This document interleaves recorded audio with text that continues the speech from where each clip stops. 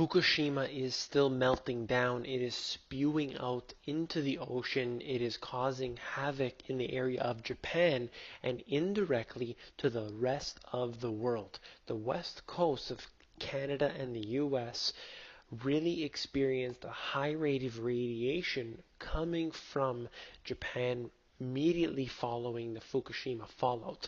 I'll get into a few things today, and I will cover the things that the mainstream media are simply ignoring today and will do so into the future because they know how disastrous this is.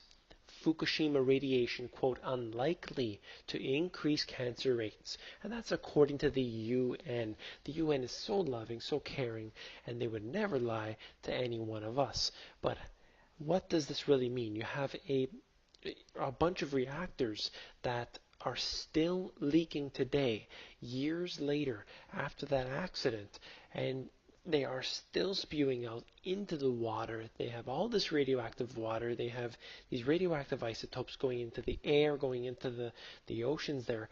Why wouldn't this increase the cancer rate? It is pretty obvious that it must. So let's get into a few more things here.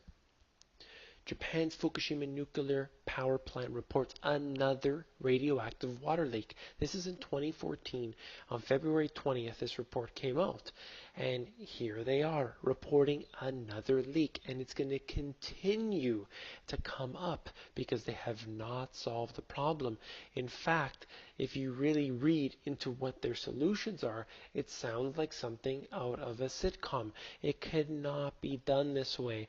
They put this there in such a dangerous location in an area that does get earthquakes like they do, and look what happens. This is how they set themselves up for disaster. Radioactive fish found in California, contamination from Fukushima disaster still lingers. And this was here in 2013. Of course, the big fish, they're inside that water, they're eating the little fish that are soaking in this radiation, and the whole ecosystem is being destroyed little by little, and Fukushima is being one of the major disasters of our time.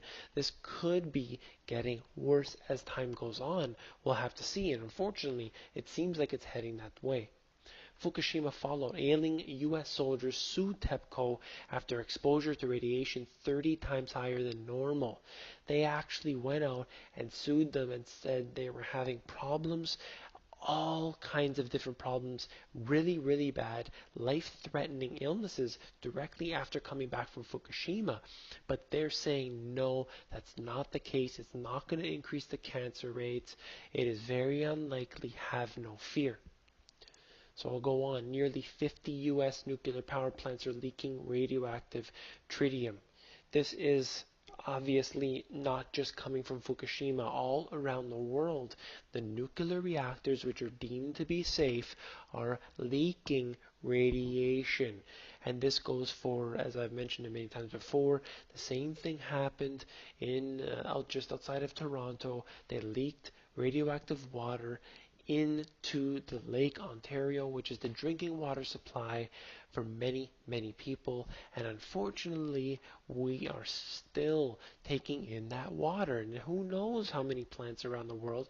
It's expected that almost all, if not all, plants are leaking radiation into the environment while claiming at the same time that they are a clean source of energy. It is anything but that.